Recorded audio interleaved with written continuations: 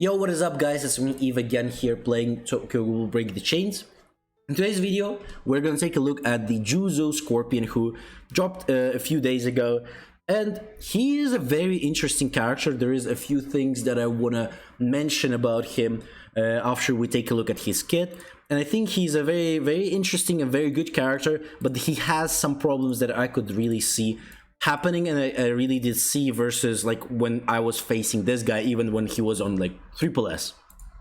So in terms of his basic stats, he's pretty good, like nothing too crazy. As you can see, 16, 16, 17, and 10. CP is good. I think they could have made him a little bit higher in terms of overall basic stats. It wouldn't be that bad.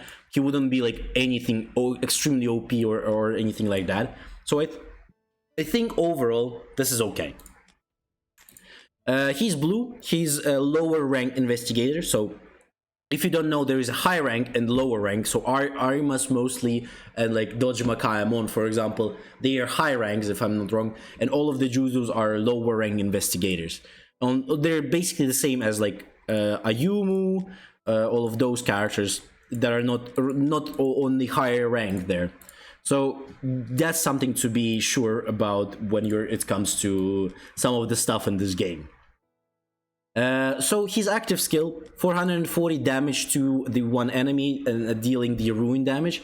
The ruin damage increases your skill attack by 20%, as well as if you have this poison scorpion active, it increases your crit rate by 40%. So his active skill is overall very decent. He can increase his crit rate, can do extra damage. I do like that for sure. So in terms of when battle starts, in terms of the passive skill, when battle starts, grant yourself one poison scorpion.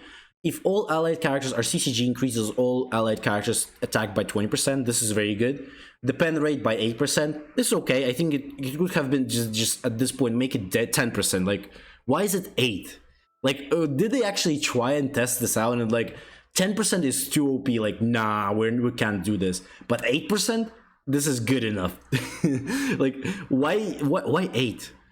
I don't know how they like decide on what type of percentage. I probably is random, right? I don't think they're actually like trying them out or anything like that, because how they made some of the content in this game, I believe they don't even try to play these characters. When your turn starts, grant yourself one poison scorpion up to 3 stacks. The poison scorpion, after using an active skill, consume one poison scorpion to immediately launch a bonus attack on the same target, dealing 160% attack damage, and apply 1 stack of weak. Can only trigger once per skill. So poison scorpion is his passive that allows him to activate a few times. So he attacks, you can get the passive procced, and then you can attack again, you can get passive procced again. So that's like, he can do it so many times, it's insane. And one of the, like, this is why he is currently used in the meta, is because this skill does apply to green armor. So green armor can get stacks by Juzo using his passive skills. So that's a free activation for green armor. So if you don't know, green armor gets stacked every time someone does a damage from CCG. It doesn't matter if he does an active skill damage or the passive skill damage. So Juzo does this with a passive, and then also counts. For example, if you know, the Dojima Kai does a passive damage when the battle starts. He does like a launch attack on AoE one. So that attack also counts as 1 stack for green armor. So this can easily make him, in basically one attack, you can get a full-on passive on green armor. That's why this Juzo is so good. That's like basically his main reason why Juzo is even good, is because he can activate green armor. Mostly everything else doesn't even matter, to be honest. The only thing that matters is this passive. Like, this passive alone is making this guy good. And that's actually a crazy statement when you only need like one line of text to make a character good, and not even because of himself, but only because of just him doing one extra attack. When an ally CG character deals damage, inflict hunt to the target up to 4 stacks. At the max stack, inflict cleanup for 2 turns and increase your skill level. So he can increase his skill level. That's also good. Once per turn. So it's still good. Still, like, getting a 2-star or 3-star skill sometimes is very, very huge. So hunt reduces restoration rate, so regeneration rate, lifesteal, and max HP. So this is kind of the same as Easter Iator has a debuff, where I think it's called Breathless, when he doesn't allow you to, like, he reduces your restoration rates as well. So that's pretty much the same, but I think it's a little bit less in terms of percentage compared to Easter Iator. Weak increases your attack. When dealing damage, inflict coward dice to the target for 2 turns. If an enemy is immobilized, immediately deal 180% death damage to that enemy. Coward dice reduces block chance by 8% if affected by weak, decreases defense-related stats by 8%. This damage deals 30% more damage to an enemy with an HP below 25. So again, another good passive here. Another proc maybe for your Arima, if you can manage to do this one. So that's another good one. Defense-related stuff, also always good. The extra damage to those who are very low, also great. So he can clean up some stuff. Gaining power burst increases damage dealt by 10% for 1 turn. So nothing too crazy. He increases both the damage here, basically attack here and damage here on his 3rd and 4th star. So in terms of overall what I think about this guy, he can do a very decent damage, but for doing a very good damage you need to have him on like triple S. Like, actually he requires so much investment to be very good on his own. So in terms of just if you're gonna be using him as activator for the green armor, he's fine by being like around on D. So you can get the max out of his CP obviously, and he's fine. He's really fine by that. But if you want to actually do a decent amount of damage with him, you need to get him to triple S. Like, I actually have never seen any Juzo who's lower than triple S doing any damage to me. Like, for those past few days that he was out, I've seen a lot of people with him, and most of them had him on around D, and like no one actually was doing any damage with him by himself. Like, obviously they were like using him as an activator to activate the green armor and then do a lot of damage, but by himself Juzo wasn't doing anything. So because of that, but then again, I did meet a few people who were using a triple S Juzo, and they did actually do a pretty decent amount of damage.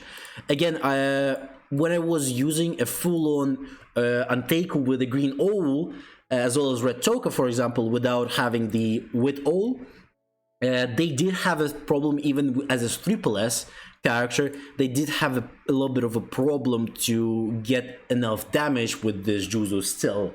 But again, even then, they were still using him more so as the just an activator for the green armor. But he can do a big damage with being on triple S.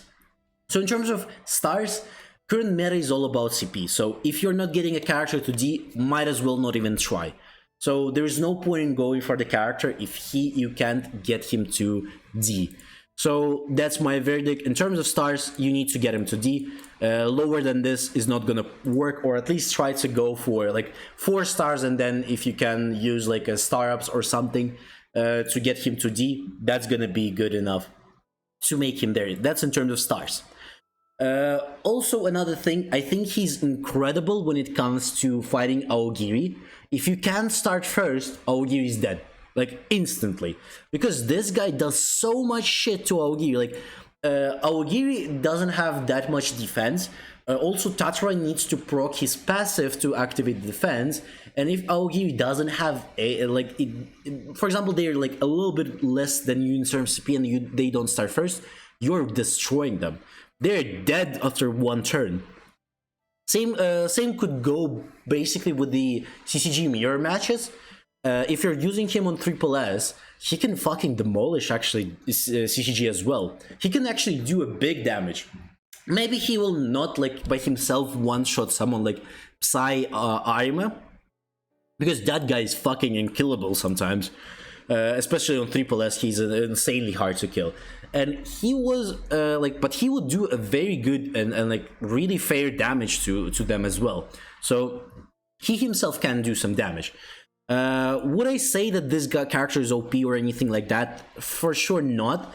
The most OP thing that he has is obviously his activator for the green armor that makes green armor so much more valuable compared to, for example, Juzo, or like that. Mostly Juzo's kit basically consists of 90% of his value comes from that activation alone, and 10% is just that, like, that extra damage that he does. But mostly the only thing he's useful for is his activation of green armor. His damage is not going to be too exceeding if you don't start first. So if you're looking to build a CCG with him, you need to start always first. Like if you're like a free to play and you're going for this guy, and you're not even starting first, there's no point in having Juzo. You're gonna be dead after one turn if you're not starting currently with CCG first. And CCG is currently also struggling with being the on a better CP, because Anteku is a very high CP. Aogiri currently just got like a few God cells, so they're even higher on CP now as well. So CCG is currently, I think, last in terms of CP. So they're currently lacking a little bit. If maybe they got a few characters that would be like in top 1 here, because no one uses this armor. But he does have a really good CP here. But other than that, he's like has a baby damage, so because of that, no one uses him. But if they get some like really strong characters, like maybe another copy of Amon, that could be like in terms of CP could be like in top 3. I think they could definitely maybe take down Aogiri in terms of CP, but currently it looks like they're not. So overall, again, this is arguably some CCG could be higher, but I think currently CCG is number 3 in terms of CP overall. Again, maybe with this armor there is some chances that you can overtake someone on higher rank. So overall, this guy is mostly just the buffer for your green armor, and he does make his job. He does do what you're like basically asking from him, and he's doing very good in PvE content. He's actually very good, like insanely good in PvE, because in PvE it's much easier to do damage to the enemies. They don't have as much restrictions as you would see on whales in the PvP. So because of that, like in PvE, this guy is a fucking goat. Him doing so much like procs on his passive is insane. Like you're basically killing everyone by himself. He can't do that by just using so many of his passive at the same time. So because of that PvE content, this is a fucking godness gracious character. I'm in love with him in PvE. In PvP, again, just a stick for the green armor mostly. Other than that, hopefully you liked the video. Don't forget to like, subscribe, leave a comment as well. Tell me what you think about the Juzo himself. Also, we're gonna do the account reviews on the stream in a few days, so if you don't want to miss that out, you can join in on the Discord. There's everything about the account review in there. If you want to send your account screenshots as well, if you want to see your account, you can do that in the Discord. Also, we're gonna do the first on stream, but then there's gonna be a video, so if you want to participate, don't forget to obviously join the Discord there. Other than that, hopefully you have a good day, and I'll see you on the next one.